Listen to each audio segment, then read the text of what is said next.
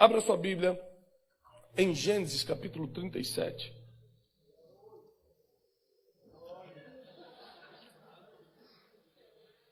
Aleluia.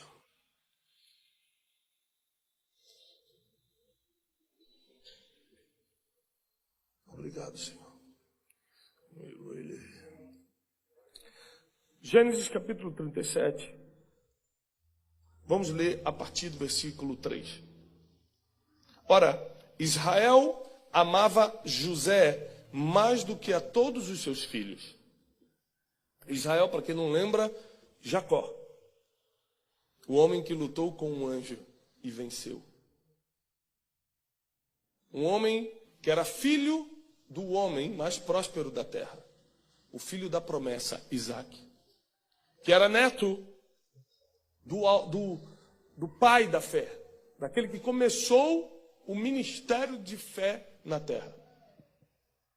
Nós estamos falando de uma linhagem aqui completamente incomum. Nós estamos falando de pessoas que foram escolhidas por Deus para serem chamadas de patriarcas. Tudo começou a partir da paternidade deles. Nós não estamos falando de qualquer pessoa.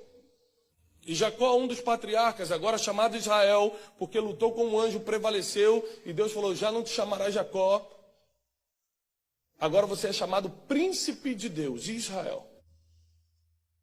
Esse homem estava preferindo um dos filhos, dos 12 que tinha.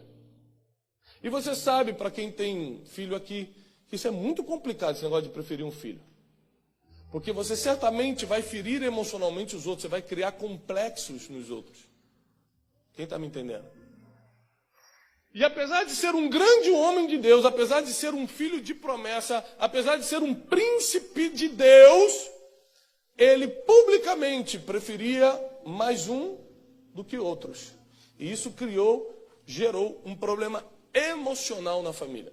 Uma das coisas, para quem me acompanha muito, é que eu falo muito de inteligência emocional. Porque eu descobri, apanhando da vida, estudando a palavra, vivendo tudo que eu vivi, superando situações, estudando academicamente, eu cheguei à conclusão que tudo que você faz depende de como andam as suas emoções. Dinheiro, vai gastar tudo, pode dar 1 milhão que você vai... Em 1 ano você acaba com dinheiro se não tiver as emoções no lugar. Relacionamento, você pode namorar. Quem é que está solteiro? Levanta a mão, só os solteiros desesperados mesmo. Quantos? 1, 2... Ali temos uma, estamos desesperados. Amém? Muito desesperado, irmão. Então as duas. Irmão, quem está solteiro, mas quer casar e crê que Deus vai fazer um milagre? Levanta a mão. Aí, ó. Fica com a mão levantada. Quer casar? Só quem quer casar. Se você não quer, não levanta a mão. Minha oração é forte demais. Deus me usa forte na palavra profética. Deixe sua mão levantada se você quer casar. Quero casar, pastor. Levanta a mão. Pronto, vamos resolver. Você ali casa com ela ali, ela casa com ele ali. Peraí, não acha não. Estou resolvendo o problema de vocês. Querido, você está encalhado até hoje, não casou, você acha que vai... Deixa eu resolver, é mais fácil. Escolheu, está encalhado aí. Deus mostrando desde o início, né? E, na verdade, sua vida sentimental não vai para frente se as suas emoções não estiverem no lugar. Espiritual, eu falo algo que escandaliza os crentes. Adoro. Eu falo o seguinte, a vida emocional é muito mais importante do que a vida espiritual. Aí todo mundo, não, pastor, aí passou do limite, para mim já deu. É mesmo. Então, vamos te dar um exemplo aqui. Eu posso ser o homem mais espiritual do mundo, o maior profeta que Deus já levantou na terra. Eu posso ser o semi-Jesus, de tão parecido com ele. Se eu te ferir emocionalmente, se eu virar a cara para você, se um dia eu falar algo que você não gosta, eu posso ser profeta, posso ser o que for que você não me escuta mais. Tudo que eu faço, tirou, isso aí é... Quando você está ferido com alguém, a tua espiritualidade para com aquela pessoa. Pegou? As tuas emoções, ela comanda isso. Quando você está mal emocionalmente, está se sentindo traído, está se sentindo... Aí você fica um pouco mais espiritual. Igual o Jonas na barriga do peixe. Começou, Deus... O mesmo Jonas estava falando que ia para... Eu vou para Tarse. Eu vou fugir da presença do Senhor. Caiu na barriga do peixe e já começou a orar espiritual. Verei Jerusalém. A gente é assim. Na terra, em terra firme, a gente discute com Deus. Na barriga do peixe, a gente fica clamando por Ele. Então, se a tua vida emocional não estiver em ordem, muita coisa não vai para frente. Ontem eu estava ministrando lá em Orlando, na Flórida, e expliquei aquele caso da mulher cananeia. A mulher Ciro-fenícia, em algumas outras versões, é chamada. Jesus está andando, ela fala, Jesus, filho de Davi, tem misericórdia de mim. Jesus falou assim, não. Não, mas você não está entendendo, a minha filha está muito endemoniada. E Jesus fez silêncio pela segunda vez. E ela continuou, por favor, vai lá aos discípulos, pede para ele. E os discípulos falaram, Jesus, atende a mulher. Ele falou assim, eu não posso, eu vim para os perdidos da casa de Israel. Ou seja, declarou claramente a missão dele. Eu não vim para quem é de fora, ela é Ciro-fenícia, ela é cananeia, eu não vou atendê-la. Só posso atender os filhos de Israel. Excluiu. Você imagina chegar no domingo, eu queria falar com o pastor que eu estou com um problema. Irmão, infelizmente eu não tenho agenda para o irmão. O irmão é brasileiro? Não, eu sou argentino. Aí que o pastor fala, 2027 eu tenho, eu lembrei agora. A verdade é que você ficaria muito chateado. Eu vou sair da igreja. Porque você não pode entrar na agenda da semana do pastor. Aquela mulher não entrou na agenda da vida de Jesus. E continua insistindo. Enquanto você desiste no primeiro não, tem gente que vai até o fim. Não vou desistir. Não vou parar. Até que Jesus já não estava mais rejeitando, já não estava mais ficando em silêncio, agora ele humilhou. A mulher, por favor, se humilhou, se jogou na terra e falou, por favor, tem misericórdia de mim. Ele falou assim, você acha que eu vou tirar pão da mesa dos meus filhos e jogar para os cachorrinhos? Aquela mulher se humilhou ainda mais baixo do que o mais baixo. Falou, Senhor, mas até os cachorrinhos precisam comer da migalha que cai da mesa dos filhos. Jesus olhou para ela e falou assim, meu Deus, nem em Israel eu encontrei isso. Grande é a tua fé. Seja feito conforme tudo você está desejando. Ou seja, a mulher sendo colocada de lado, Jesus fazendo silêncio. Às vezes o irmão não falou contigo num dia do culto, você já está se achando. Aí bota no Facebook, hashtag tem gente se achando.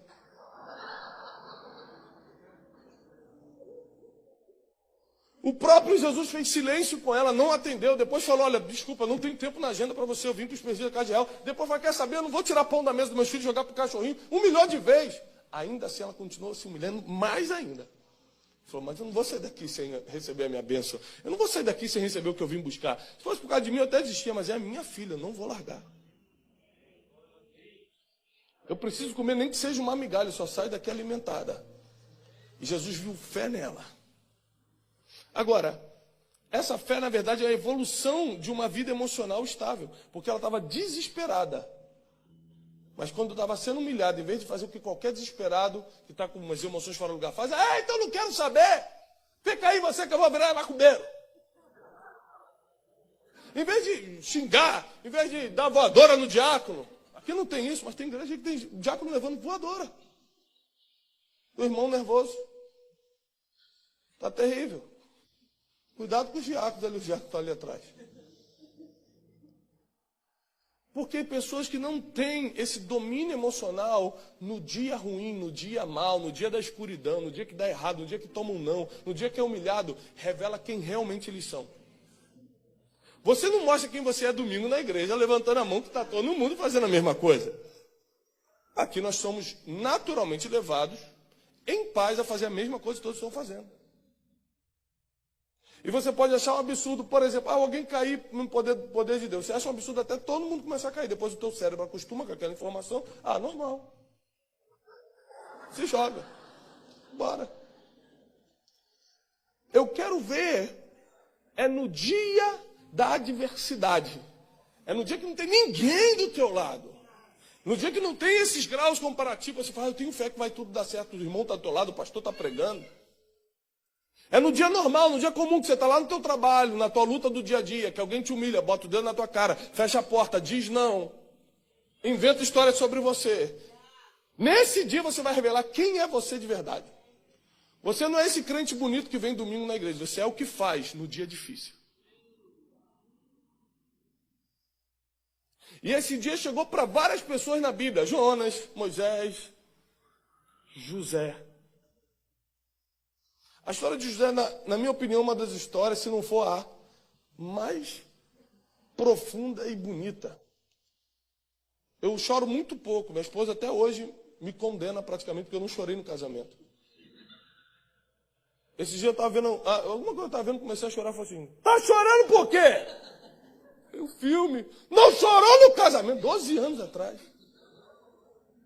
Não chorou no casamento e está chorando no filminho.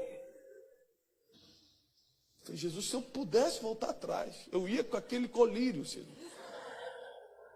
Jogava areia no olho, fazia qualquer coisa, porque eu estou há 12 anos escutando essa. Não posso chorar mais em público. Mas a história de José me faz chorar. A forma como ele conduziu a vida, primeiro que a história de José é a história de todo mundo aqui hoje. Quando ele tem seus primeiros filhos, ele fala assim, por que você está botando o nome desse filho? Ele fala assim, porque Deus me fez prosperar em terra estrangeira. A história de José é a tua história. Deus vai fazer você prosperar em terra estrangeira. E diz assim, Israel, Jacó amava José mais do que a todos os seus filhos, porque ele era filho da sua velhice, e lhe fez uma túnica de muitas cores. E quando seus irmãos viram que seu pai o amava mais do que todos os seus irmãos, eles o odiaram. E não conseguiam mais falar com ele pacificamente. Queridos, quando os irmãos perceberam que o amor do pai era maior por José do que por eles, eles começaram a odiar José. Tem gente que é odiado porque foi muito amado. Tem gente que recebe tanto amor de Deus. Tem gente que a graça de Deus é tão forte sobre a vida dela que quem está do lado, irmãos que estão do lado, começam a odiar essa pessoa. As maiores perseguições que eu passei na vida, não agora, graças a Deus, mas no passado, vieram de irmãos. Gente que adorava comigo, que cantava, de pastores. Porque quando eles veem que Deus, por algum motivo, está te amando mais, está te servindo mais, está te colocando mais, eles não se conformam com isso. E se você quer ser muito amado por Deus, você tem que ser preparado emocionalmente para enfrentar o ódio das pessoas. Se você realmente for um filho preferido do papai, for alguém... Na verdade, Deus, ele tem uma frase até do meu irmão que diz, Deus não tem favoritos, ele tem íntimos. Aí, por causa da intimidade que você tem com Deus, parece que você é preferido, mas não é que você é preferido, é que você é mais próximo. É que você chega mais. É que você tem as chaves que abrem a porta do coração de Deus. Mas as pessoas, ao perceberem isso, esse amor diferente, começam a te odiar. Porque elas gostariam de estar onde você está chegando. E como elas não têm preparo emocional, elas não sabem lidar com isso. Às vezes são homens e mulheres de Deus, mas não sabem lidar com a competição, com a comparação, não sabem lidar com isso e acabam te perseguindo, te humilhando, falando de você. E José sonhou um sonho, versículo 5. E José sonhou um sonho. E contou aos seus irmãos, e eles o odiaram ainda mais. Aí pronto. Se você for amado por Deus e ainda tiver um sonho, e ainda tiver visão de futuro, saber o que Deus vai fazer contigo lá na frente, aí se prepara. Porque é armadilha. Uma das maiores provas de que ser amado e sonhar ao mesmo tempo dá em confusão. Passou muito por essa cidade aqui, amanhã é o dia dele, o feriado dele. Martin Luther King. Amado por Deus, amado pelas pessoas. Um homem começou a fazer a diferença.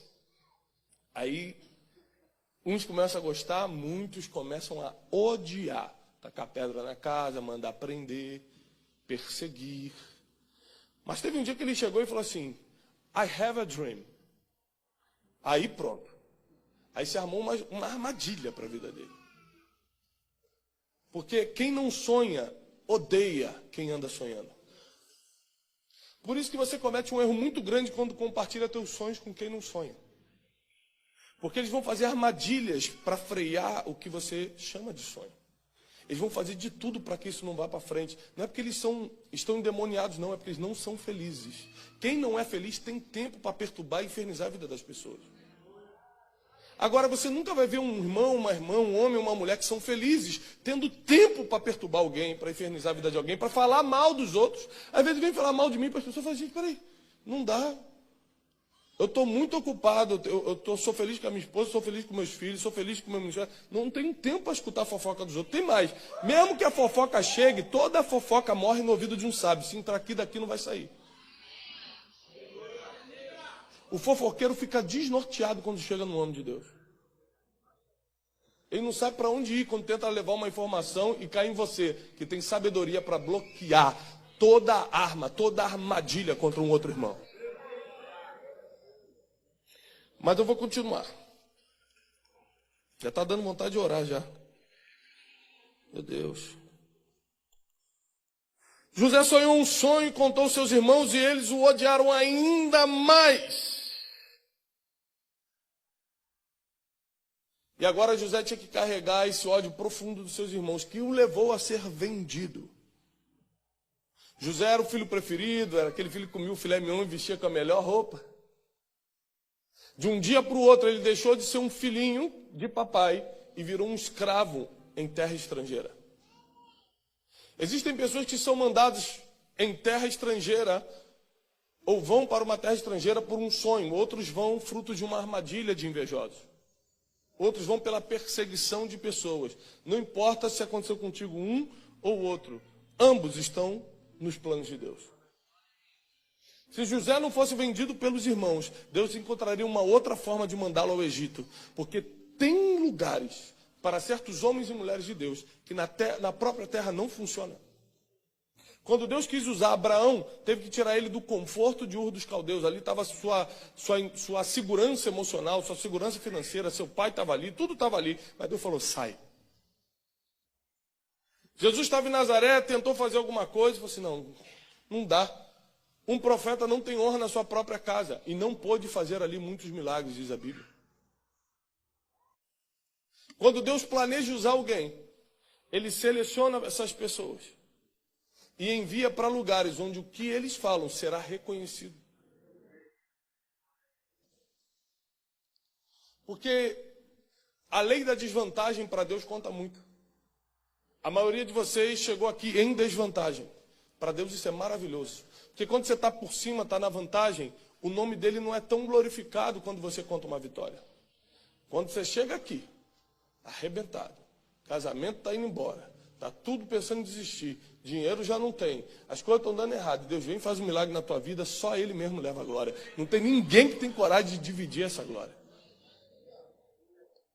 E aí, começa um problema para José. Ele vai para o Egito como escravo, tendo que viver todas as humilhações, todas as perseguições de um escravo. Não podendo mais comer o que ele comia, nem dormir na hora que ele queria dormir, mas agora ele estava ali para trabalhar de empregado para outros. Passando todo tipo de problema, passando todo tipo de humilhação. Só que é o seguinte, você nunca vai ver José reclamando do que estava passando. Jó também passou pelo que passou e não reclamou. Porque a reclamação é o maior ladrão de energia espiritual e energia do ser humano. Você nunca vai ver alguém que realmente vai prosperar em Deus reclamando. Está debaixo de neve, vez em quando está falando frio. Gente, que coisa maravilhosa, eu nunca vi. Eu acho que vou até surfar na neve hoje. Tem gente que usa o que todo mundo reclama para aproveitar o dia. E tem gente que insiste e fica, que chato, está frio, está calor, está não sei o quê. Todo dia tem uma reclamação. Irmão, o culto está chato hoje, né? O louvor está meio frio. A pessoa fica o dia todo falando mal dos outros, vendo novela, vendo não sei o quê. Chega aqui quase igual o Satanás e quer sentir fogo no louvor.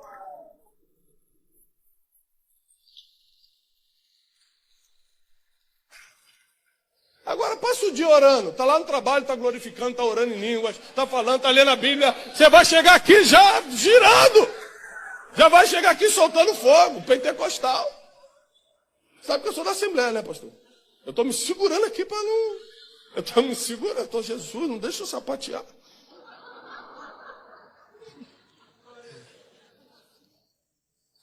E nesse sonho de José, versículo 6, ele disse, rogo-vos, me escutem, olha o que eu sonhei. Eis que estávamos amarrando feixes no campo, e o meu feixe se levantava e ficava em pé, e os vossos feixes estavam em pé, mas se curvavam e faziam reverência ao meu feixe. Deus mostrou para ele, quando ele era adolescente, que ele iria governar. O instinto, o propósito, o DNA de José era de governo, assim como o de Moisés era de libertador. Cada um de vocês nasceu com um DNA, com um propósito específico para fazer algo na terra. E você só vai prosperar fazendo aquilo que Deus te chamou para fazer. Enquanto você não descobrir isso e botar todas as tuas fichas, toda a tua energia nisso, você vai só ficar dando volta, trabalhando para os outros. Vai ficar só se cansando. Porque o segredo de prosperar em Deus, em todas as áreas de prosperidade aqui, não é só dinheiro, é ter tudo que você precisa para cumprir o teu propósito na terra.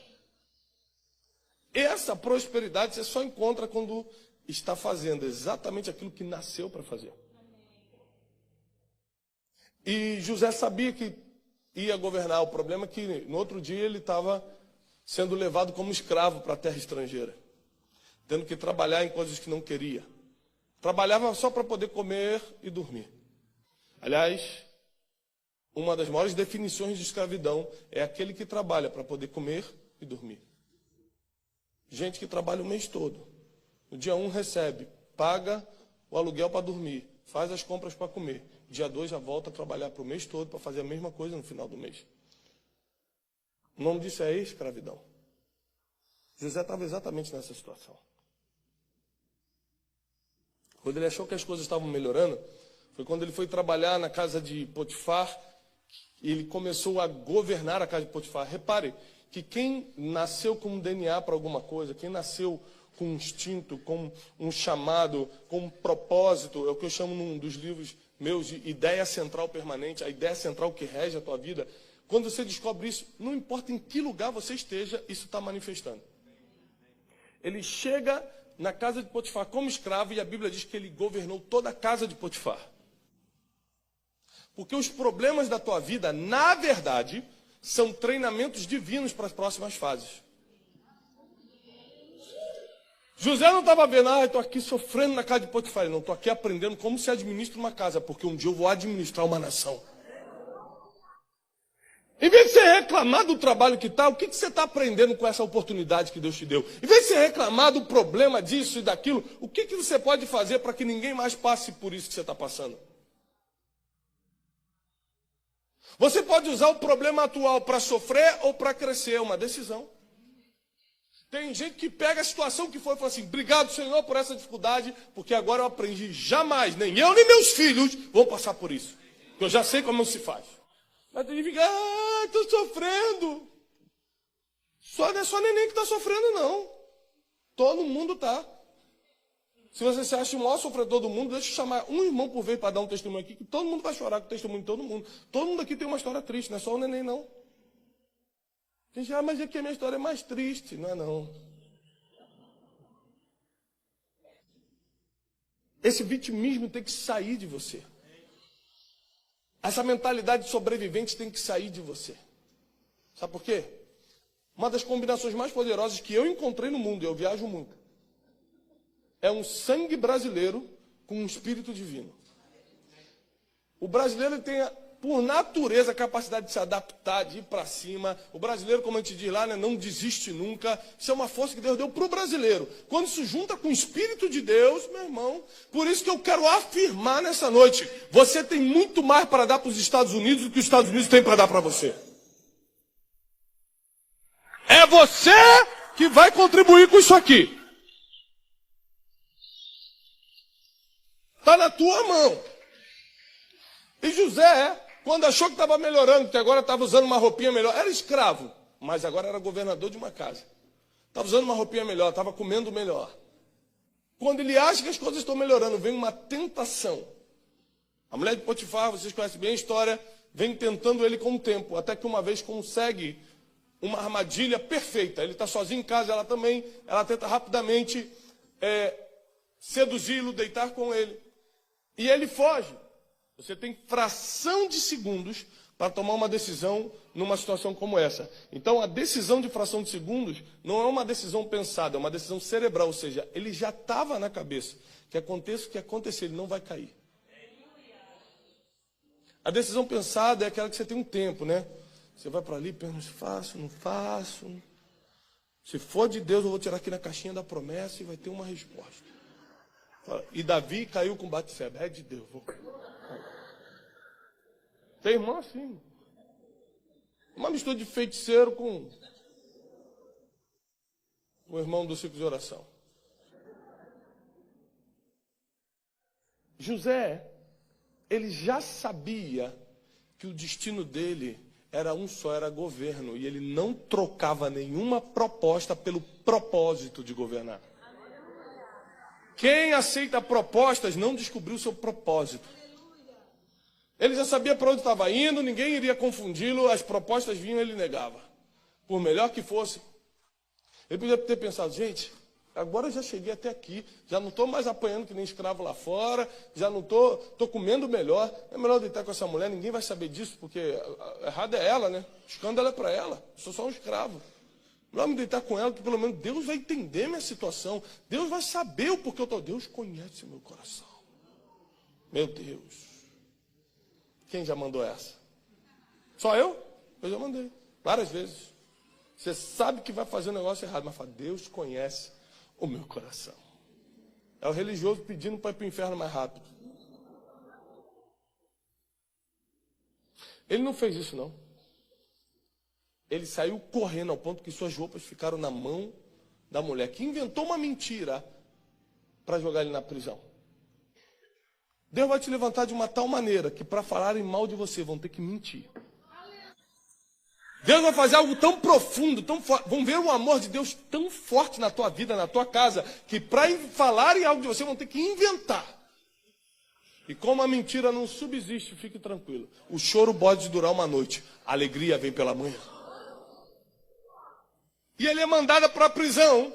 E quando chega na prisão, se ele não tivesse esse domínio, esse governo emocional, se ele não tivesse governo sobre si próprio, ele não conseguiria fazer as coisas tremendas que definiram o destino dele naquela prisão. Inteligência emocional, para você entender, biblicamente, nada mais é do que o fruto do Espírito. Mansidão, domínio próprio, temperança. Contra essas coisas não há lei. E quem não domina a si mesmo não pode governar mais nada. Se você não governa suas emoções, não governa o que você fala, não governa seu dinheiro, não governa você, como é que você vai governar uma empresa? Como é que você vai governar a igreja de Deus? Como você vai governar pessoas? Não existe isso. É um princípio básico. É por isso que muitas vezes você está pedindo coisa a Deus, ele não te dá primeiro, ele está querendo te ensinar o governo, o domínio próprio. Primeiro ele quer colocar o fruto do Espírito, porque lá em cima, no topo da montanha, não dá tempo a você pensar. As decisões são muito rápidas, tudo acontece de uma forma muito poderosa. E se você tem essas emoções que tem aí, lá no topo da montanha, você é o primeiro a cair. Uma vez nós fomos esquiar no Chile. E aí, bota corrente no pneu do ônibus, do micro-ônibus, que vai subir na montanha com a gente, e horas para subir, aí chega depois de uma certa etapa, você tem que começar a escalar mesmo, aí a gente estava com as crianças, e bota casaco, e vai com aquele negócio, vai subir, aquela dificuldade, eu estava quase morrendo. Quando eu chego lá em cima, falei, e agora? Moço, é isso aqui. Falei, varão, quando eu chamo alguém de varão, irmão, estou nas últimas. Ó, depois de varão é só amado. Quando eu chamo amado é que eu já vou matar a pessoa naquele segundo. É segundos antes do ataque. Amado. Falei, varão, para que a gente subiu aqui? Ele falou assim, aqui é o topo da montanha, todo mundo paga para vir aqui. Falei, aqui está mais frio do que lá embaixo. Não dá para ver nada, uma ventania, tudo branco, aquela neve, não vê nada, botava um óculos escuro para tentar ver alguma coisa, e aí passa 2 minutos, falei, amém, né? Amém, igreja? Vamos descer? Sabe o que eu descobri naquele dia? Que estar no topo da montanha é muito mais difícil do que o caminho até lá. Você acha difícil, estou subindo para a escada do sucesso, na escada para ser vencedor na vida, quando chega lá, o que é difícil mesmo? Que qualquer coisa que você faz toma uma proporção muito maior. Os ventos são muito mais fortes. O ar é rarefeito, você respira com mais dificuldade. Então, cuidado com o que você está pedindo, que às vezes você não está preparado para ir. Por isso que Deus vai, através dos problemas da vida, que Ele vê como treinamento, Ele está te preparando para as fases. Para você ir amadurecendo aos poucos, ao ponto de um dia estar preparado para estar no topo da montanha e glorificar o nome dEle. Não envergonhar, glorificar. Porque tem gente que chegou para envergonhar. Você não é um deles. Deus vai te levantar nessa geração, mas para glorificar o nome dEle, onde Ele te levantar. E aí José está naquela prisão, e podia, como qualquer um que não tem domínio próprio, falar, que Deus é esse que eu sirvo? Que a primeira coisa que a gente faz é brigar com Deus. É impressionante o ser humano. Se Deus existisse, eu não estaria nessa prisão, eu não pequei, não fiz nada, foi aquela endemoniada, aquela pombagira. E agora estou aqui na prisão, estava melhorando de vida, estava fazendo a corrente das 7 semanas, estava obedecendo o pastor, estava tudo certo. E agora estou na prisão.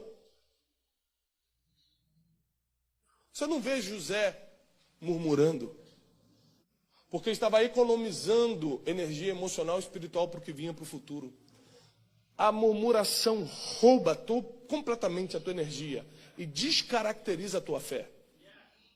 Ele sabia para onde estava indo.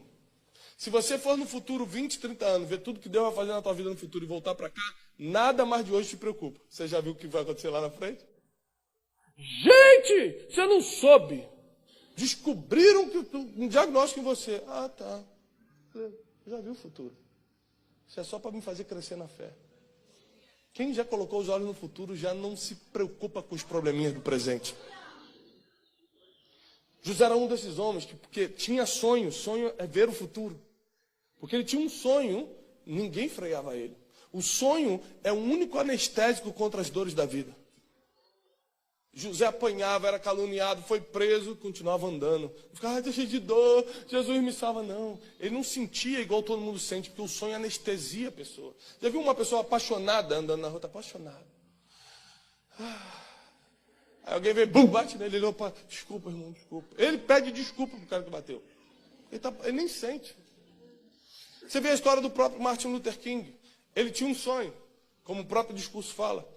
Você nunca vai ver ele reclamando, dizendo que está ruim, porque o sonho anestesiava quando a casa dele era apedrejada. O sonho anestesiava a vida dele quando os filhos eram injustiçados. Ele estava anestesiado, porque quem tem um sonho está anestesiado contra as dores dessa vida.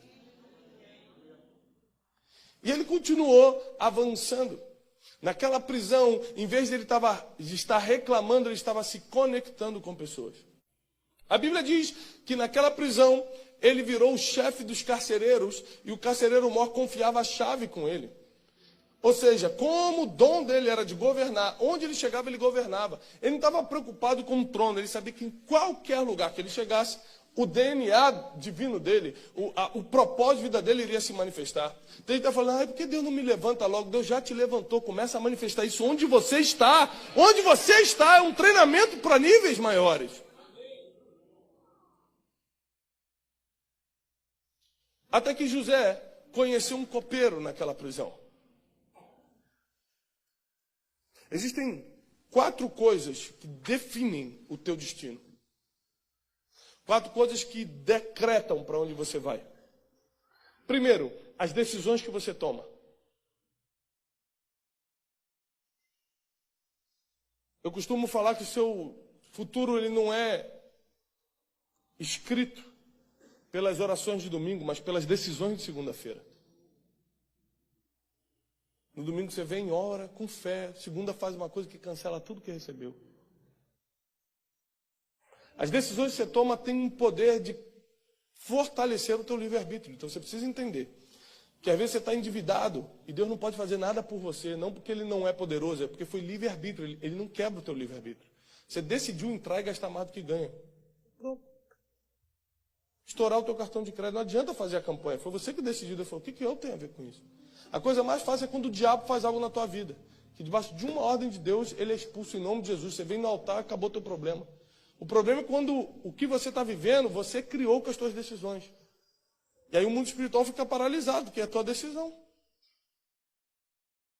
A segunda coisa que muda o teu destino são as palavras que você declara. Tem gente que tem sempre uma palavra de bênção, tem gente que tem sempre uma palavra de murmuração, de maldição. Muita gente ferida, porque escutou dos pais: você é burro, você não serve para nada, você não vai ser ninguém, você é igual fulano. Palavras que foram dando destino àquela criança. E quando eles cresceram, viraram aquilo mesmo. Cresceram cheios de crenças limitantes, falando: eu não posso, eu não devo, isso não é para mim. Que escutaram dos próprios pais e de outras pessoas próximas isso.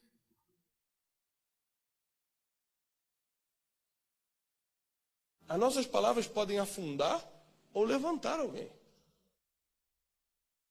Um tempo atrás, eu estava escrevendo um livro 12 dias para atualizar a sua vida, ainda estava muito concentrado, com prazo apertado na editora, e eu vi minha filha chegando da escola. Naquela época ela estava terminando a alfabetização, e ela passou meio cabisbaixa. Filhos não falam com palavras, e sim com gestos. Se você não prestar atenção na linguagem corporal do teu filho, você perde muita informação. E eu vi que ela estava diferente. Eu falei: filha, parei um projeto importante. Nada é mais importante que a tua família. Eu parei um projeto importante para cuidar de algo ainda mais importante. E filha, vem cá, o que houve contigo? Não, nada não, pai. E olhou para baixo. Outro sinal corporal de que as coisas estão mal. Eu falei: filha, fala para o papai, o que houve? Não, nada não. Só não quero mais ir para a escola nunca mais. Só isso. Se nós não temos inteligência emocional, educação nas áreas das emoções, eu ia reagir como muitos dos pais. Quê? Você tem 6 anos, tinha 6 anos, 5 para 6 anos na época. Você é uma criança, não sabe o que está falando? Você vai para a escola, quem manda sou eu, quem está trabalhando para pagar essa escola sou eu. Está pensando que o quê? Quando você crescer e pagar suas contas, tu decide o que faz, mas aqui em casa quem manda sou eu. Só que naquela hora ela não está precisando de um show de autoridade. Ela está precisando de afirmação, de abraço, entender quem ela é. Eu falei: o que houve, filho? Ela falou: pai, a professora chamou todo mundo para escrever no quadro. Eu fui a única que não conseguiu escrever a frase toda, e todo mundo começou a rir de mim. Então eu peguei ela, coloquei na mesa da sala, para ela ficar maior do que eu. Falei: filha, olha para mim. Isso vai acontecer muitas vezes ainda. Porque às vezes a gente quer poupar nossos filhos do inevitável. Ah, papai está aqui para te proteger. Mentira, você não vai estar sempre com ele. Olha, isso é porque eles são tudo bobo, tudo ignorante, filho. Olha, você que... Filha, vai acontecer muitas vezes. Até hoje, quando o papai erra, rindo do papai. Mas você não pode se guiar pelo que os outros estão achando, e sim do que Deus já declarou sobre a tua vida. Sabe por que você está em cima dessa mesa, filha? Porque você vai mais longe do que eu. Você vai muito mais rápido do que o papai. Você vai ter sempre eu do seu lado, mamãe. Você vai ter Deus do teu lado contigo. Não importa o que falam contra você, você precisa saber quem é você, e já é suficiente. E começamos a chorar, ela me abraçou. Não durou nem 10 minutos para eu colocar as emoções dela no lugar. Tem gente que usa 1 minuto para descolocar tudo. Eu coloquei as emoções dela no lugar. Ela tem que saber que ela tem pai espiritual, pai natural, que tem gente que cuida dela, que não é um risinho de escárnio que vai tirar as emoções dela do lugar. Que ela tem que se fortalecer em Deus, se fortalecer emocionalmente para isso não abater. Por isso que hoje nós temos muitos adultos dentro da igreja que são crianças emocionais criando problema para todo mundo. Se você hoje for tentar emprego em grandes empresas multinacionais, eu moro num lugar onde as maiores multinacionais americanas e europeias estão instaladas. E uma pesquisa que a gente fez para um livro que a gente está escrevendo, a gente chegou à conclusão que os CEOs, os headhunters que contratam os CEOs das multinacionais, eles declaram que hoje em dia o mercado quer boas pessoas ao invés de bons currículos. Porque a pessoa tem 2 doutorados, mas inferniza a vida de todo mundo. Então eles estão abrindo mão do doutorado. Portanto, que a pessoa seja uma boa pessoa, não vai criar problema para ninguém. Vai se colocar no lugar das pessoas, vai ajudar todo mundo a concluir suas tarefas, vai ser um bom comunicador. As pessoas estão preferindo boas pessoas.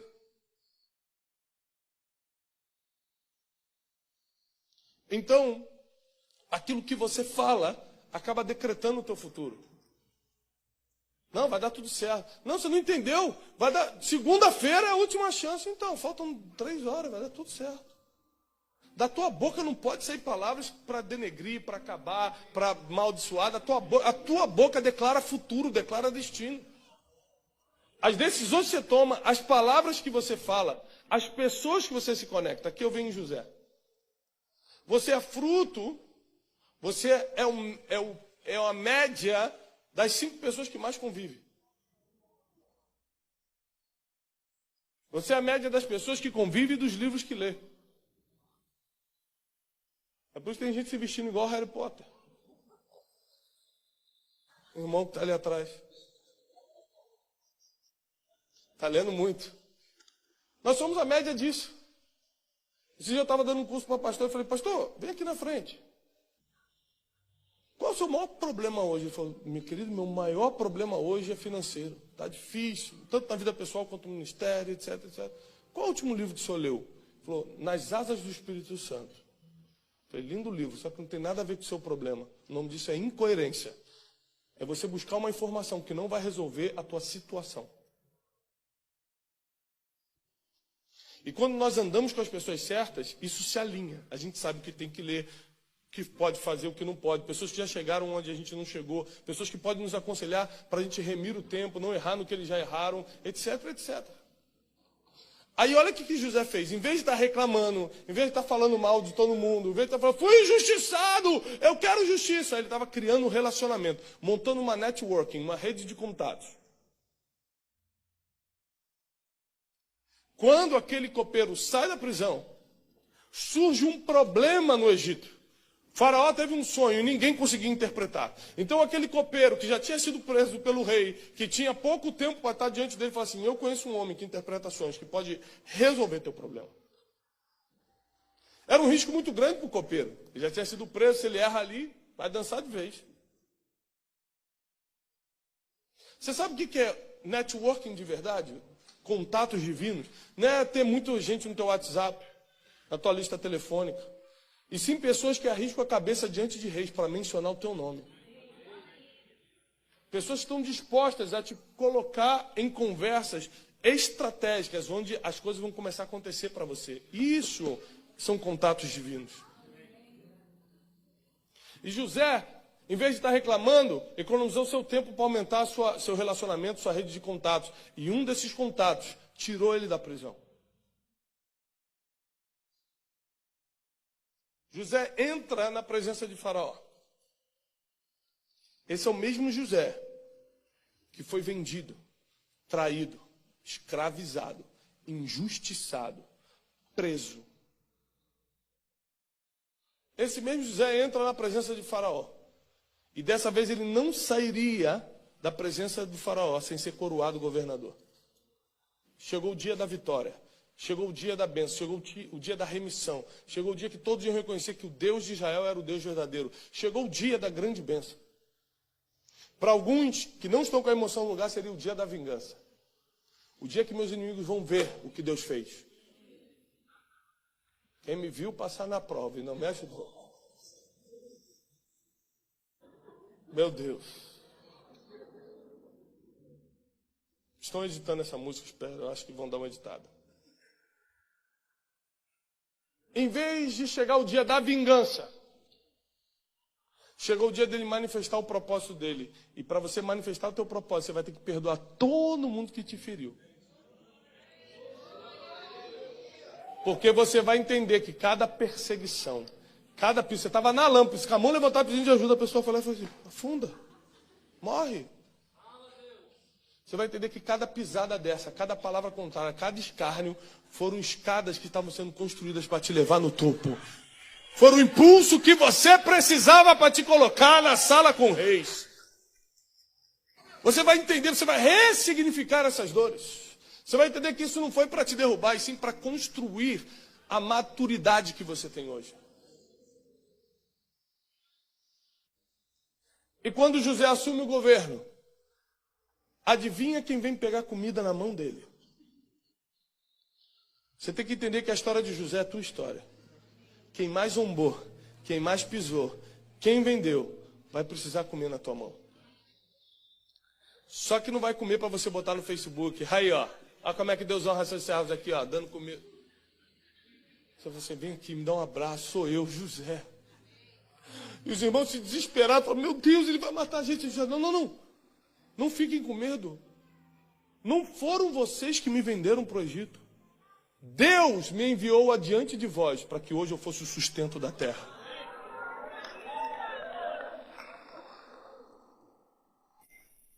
foi você que me mandou embora lá da empresa. Não foi você que me traiu naquela situação. Não foi você que fez tal coisa. Deus me enviou adiante de vocês, porque senão hoje vocês não teriam comida. Em toda a terra eu era o único capacitado por Deus para dar e alimentar uma geração inteira.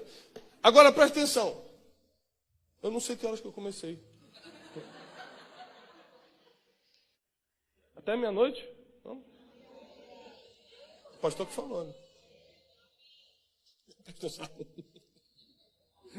Deu uma olhada, o pastor Misael falou assim, é isso mesmo, varão? Ah, agora entendi, ali tá contando, ótimo. Temos 80 minutos, irmãos, pelo meu cálculos. Amém. Tira aqueles 2 pontinhos e joga para cá, por favor. Olha isso, que eu vou entrar na pregação agora. A introdução foi uma bênção. Mas a pregação é a seguinte. Quando chega o dia da vitória, é nesse dia que você vai mostrar se você amadureceu ou não, se você é um homem ou uma mulher de Deus ou não. O homem não é provado quando está mal. A Bíblia diz, o homem é provado pelos louvores que recebe. Assim como o fogo prova o ouro, o homem é provado pelos louvores que recebe. Não tem como Deus provar um homem que está destruído financeiramente, está com um filho doente. Ele vai fazer qualquer coisa para acabar com essa situação. Deus não prova o que está arrebentado. É quem está por cima. Agora vamos ver o coração dele. É aquele tapinha nas costas. É quando você está bombando. E Deus falou, vamos ver quem é ele de verdade agora. E José mostrou quem ele era ele. Eu sou aquele que tem um coração como Deus teria. Vou perdoar os inimigos, vou dar de comer. Porque a Bíblia diz, se teu inimigo tiver fome, dá de comer. Se tiver sede, dá de beber. Porque assim amontoarás brasas vivas na tua cabeça e serás chamado filho do Deus vivo. Tem gente que fala assim, todos nós somos filhos de Deus. Mentira. É filho de Deus quem perdoa o inimigo. Dá de comer e dá de beber para ele. Esses são os filhos de Deus. Então você tem que entender, quando você começa a chamar filho de Deus, vai vir a prova se você é filho de Deus. É aquele cara que te feriu, aquela pessoa que falou mal de você, é quem mais mandou indireto, quem mais duvidou, vai precisar da sua ajuda. Mas a chave da mensagem não está nisso. Está em que ele passou por tudo isso, para ele sozinho administrar as finanças do maior governo da época, que era o egípcio. Toda a ciência, inteligência, finanças, tudo estava no Egito. A fome veio sobre toda a terra e alguém tinha que administrar aquilo. E alguém que estava na prisão, um presidiário, de um dia para o outro, deixou de ser escravo e virou governador da maior riqueza que existia.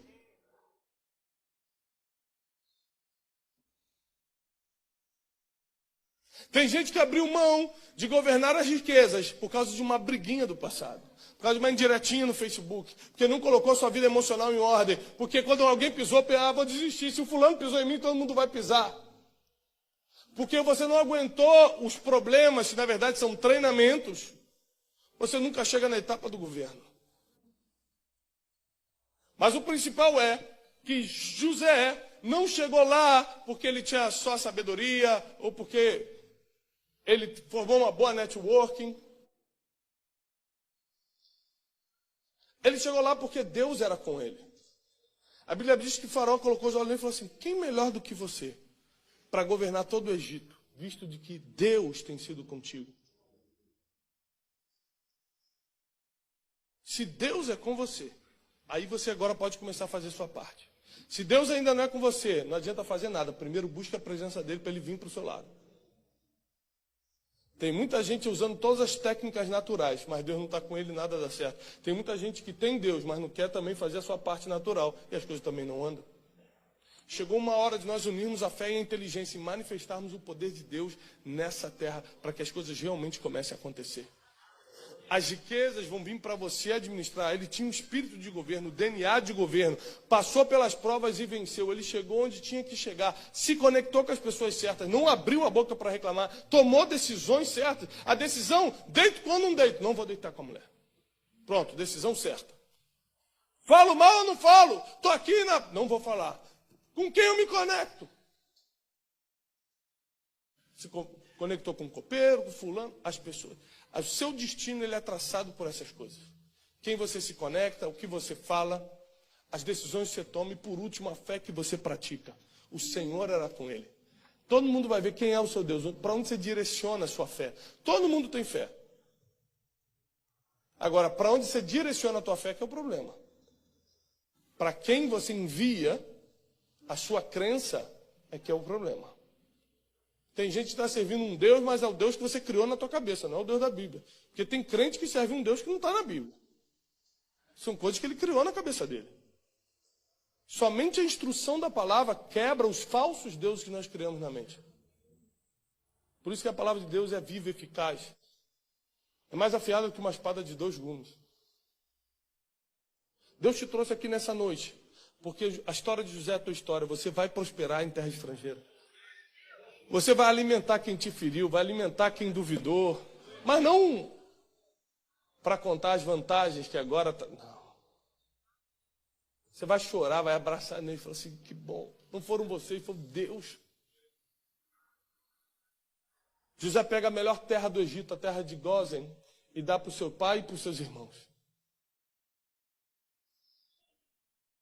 Ele dá o melhor para quem feriu. Isso mostra que o nível de inteligência emocional dele era muito maior do que pessoas comuns.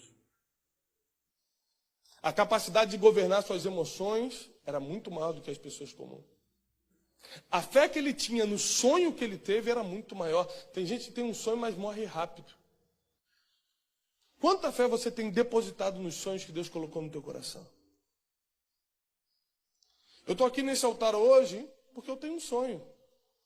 E estou perseguindo. Treinar X milhares de líderes no mundo. Levar fé e inteligência para a nossa geração. Mudar a mentalidade do povo brasileiro. Eu tenho algumas missões para cumprir. Então eu não estou aqui por um convite, eu não estou aqui por uma oportunidade, por uma proposta. Eu estou aqui para cumprir o meu propósito, o DNA que Deus colocou em mim. E eu quero declarar e profetizar isso na tua vida. Você nunca mais vai perder um dia da tua vida fazendo aquilo que você não era para fazer. Você nunca mais vai perder um dia da tua vida sem dormir porque não perdoou quem tem que perdoar. Muitos de vocês estão em dores.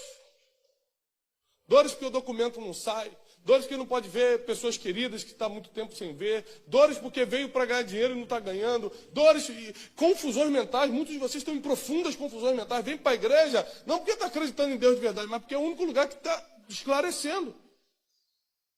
E você precisa conhecer o Deus que esclarece, não só o esclarecimento. Chegou um tempo das coisas mudarem na nossa vida, para os nossos frutos mudarem também. Como o pastor Saulo falou aqui, não, você não pode esperar resultados diferentes fazendo a mesma coisa. 2018 não é ano de fazer a mesma coisa. É ano de começar a entrar no sobrenatural com os princípios bíblicos. É um ano de começar a produzir para Deus como você nunca fez antes. Os teus frutos vão ser vistos por todo mundo e todos vão reconhecer que você realmente é o Filho de Deus. As tuas dores serão para ser usadas como testemunho, não como história de tristeza. As tuas perdas e frustrações vão ser usadas como força e não como humilhação. Prepare-se que um novo tempo está vindo sobre a tua vida, a tua casa, a tua família, sobre os teus negócios, sobre tudo que você está fazendo. É um novo tempo de Deus para a tua vida, é um novo tempo de Deus para o teu ministério. Você fala, eu não tenho ministério, eu estou aqui só de passagem. Meu filho, você não sabe o que você está falando. Você vai ser usado em nações da terra. Você vai ser usado nos 4 cantos dos Estados Unidos. Alguns vão regressar para a sua nação para abençoar aquele país. Você é um escolhido, você é um chamado. Não existe coincidência no reino de Deus. Não existe coincidência. Você não está aqui por acaso. Deus te chamou, ponto. Você é escolhido. Você vai ter, se não tem, vai ter um sonho. Você vai saber lidar com essas dores da vida. Todo mundo passa. Mas estão me invejando, normal. Estão me perseguindo. Até que fim começou. Sem perseguição não tem promoção. Você imagina se Saul não tivesse perseguido Davi? Ele seria general para o resto da vida. Ele era pastorzinho de ovelha, agora é general, tá bom pra caramba. Tenho dinheiro, casei com a filha do rei, sou general, tá bom, irmão. O time que tá ganhando, não se mexe. Tá lá em Eclesiastes, não é isso? O irmão chegou para mim esse dia e falou assim, pastor, tô bonito aquele versículo na Bíblia. Eu falei, irmão, aquele mais vale um passarinho na mão do que 2 voando. Meu Deus. Que igreja você é, irmão? Ah, eu sou lá de Atlanta, da MSBN. É forte! Que isso, gente? A verdade é que está chegando um novo tempo sobre a tua casa, a tua família. Eu não sei qual é a tua situação, eu só sei que Deus permite isso para fazer você crescer. Porque o teu DNA será exposto nos próximos dias. As pessoas vão ver para que você nasceu. As pessoas vão entender o porquê você está aqui. Nada acontece fora da vontade de Deus. Você pode ter vindo como um escravo, como José entrou no Egito como escravo e terminou como governador. Você pode ter vindo por um sonho, como Martin Luther King e outros começaram muitas coisas por um sonho, como José começou com um sonho. Eu só sei de uma coisa, o final é o governo. O final é administrar o que Deus vai confiar nas tuas mãos. Administrar o que Deus vai confiar nas tuas mãos, financeiramente, emocionalmente, ministerialmente. Você vai administrar tudo isso. É um novo tempo. É um novo tempo. 2018 começa trazendo muita esperança, muitas oportunidades, não perca nenhuma delas.